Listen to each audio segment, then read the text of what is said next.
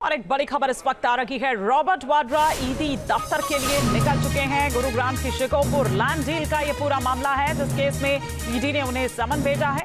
ED ने 8 अप्रैल को पहला समन भेजा था। तो ये इस वक्त तस्वीरें हम आपको दिखा रहे हैं जब ईडी दफ्तर के लिए निकले रॉबर्ट वाड्रा। इस दौरान उन्होंने क्या कुछ कहा ये भी हम आपको सुनवाएंगे, लेकिन ये बड़ी खबर इस वक्त आ रही है।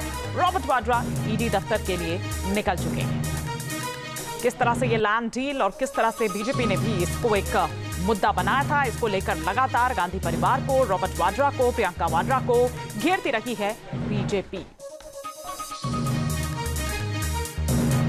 क्या कुछ कहा रॉबर्ट वाड्रा ने, आइए आपको सुनवाते हैं।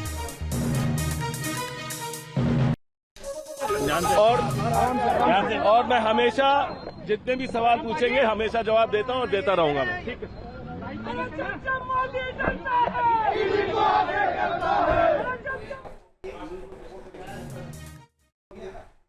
तो सुना आपने रॉबर्ट वाड्रा को, यहाँ पर उन्होंने ये कहा कि ईडी इससे पहले भी उन्हें बुलाती रही है, वो हर बार गए हैं और वो पूरा सहयोग करेंगे।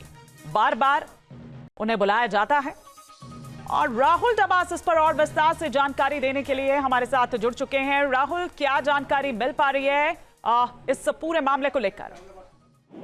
देखिए, मामला तब का है जब मनमोहन सरकार केंद्र में हुआ करती है। ये राजस्थान और हरियाणा दोनों में ही जो मुख्यमंत्री थे कांग्रेस शासित राज्यों के थे। हरियाणा में भूपेंद्र सिंह हुड्डा कांग्रेस शासित राज्य के मुख्यमंत्री थे और उसी को लेकर ही ये जो भूमि विवाद है वो चला। उसके बाद इसकी केंद्रीय एजेंसियों के द्वारा जांच चल रही है।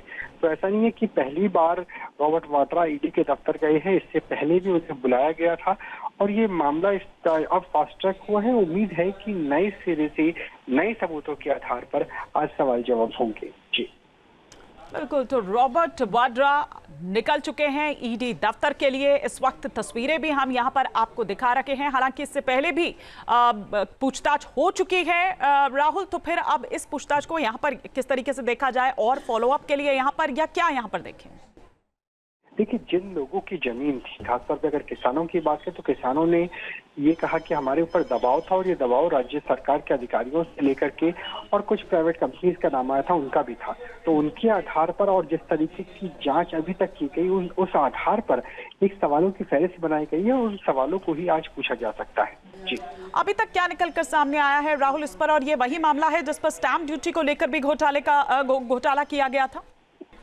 देखिए, इससे जुड़े हुए कई मामले थे क्योंकि राजस्थान का और हरियाणा का दोनों का था। एक प्राइवेट कंपनी को लेकर के था। किसानों पर ये दबाव बनाया गया कि ये जो प्रोजेक्ट है ये गवर्नमेंट का प्रोजेक्ट है, इंफ्रास्ट्रक्चर का प्रोजेक्ट है और बाद में से जिस तरीके से भवन निर्माण की बात करें तो उसमें लैंड यूज चेंज करने की बात, इसमें स्टैंप ड्यूटी की बात भी है, इसमें लैंड यूज चेंज करने की बात भी है, इसमें किसानों से और जो शुरुआत में नोटिफिकेशन आया उसमें अलग प्रोजेक्ट और बाद में अलग प्रोजेक्ट की बात है। तो कई अनियमितताएं हैं जो एक के बाद एक कई चरणों में सामने आई थी। न्यूज नेशन अब व्हाट्सएप पर खबरों के ताजा अपडेट के लिए न्यूज नेशन के इस QR कोड को स्कैन करें।